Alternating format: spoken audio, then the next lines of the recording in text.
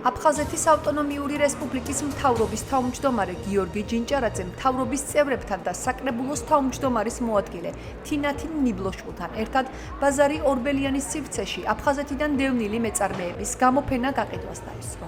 მან პირადად დაათვალიერა წარმოდგენილი პროდუქცია, გაესაუბრა მეწარმეებს და მათ მხარდაჭერა გამოუცხადა. ესეთი ღონისძიებები კიდევ ერთხელ ხაზს უსვამს იმ მნიშვნელობას, რომ ჩვენთვის აფხაზეთი მუდმივი საფიქრალია და ამ კვირეულის ფარგლებში უკვე თითქმის მთელი ქვეყნის მასშტაბით ჩვენ წარმოვაჩინეთ მაქსიმალურად ის დამოკიდებულება, ის სითბო და სიყვარული, რაც ჩვენი სახლის, ჩვენი აფხაზეთის მიმართ გაგვაჩნია.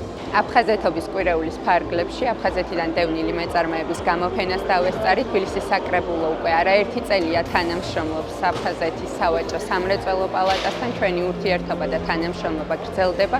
ყველაფერს გავაკეთებთ იმისთვის, რომ კიდევ უფრო მეტად შევუწყოთ ხელი მათი პროდუქციის რეალიზებას და მათი პროდუქციის საზოგადოებამდე მიტანას.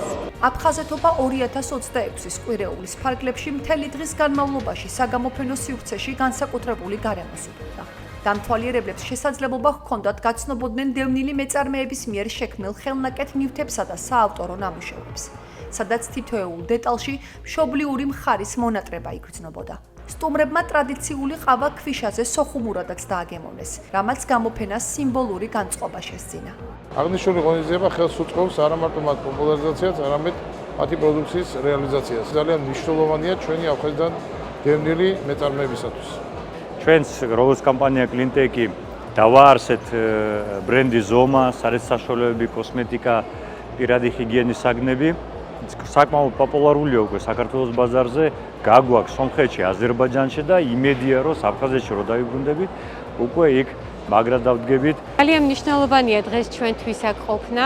ძალიან დიდი მადლობა აფხაზეთის მთავრობას, რომ მოგცა შესაძლებლობა, რომ ჩვენი პროდუქცია გავიტანოთ და გავაცნოთ ფართო საზოგადოებას.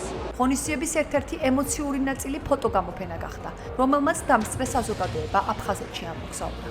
ასევე ჩატარდა კალიგრაფიის მასტერკლასები, სადაც მსურველები ქართული ხელწერის ტექნიკას გაეცნენ.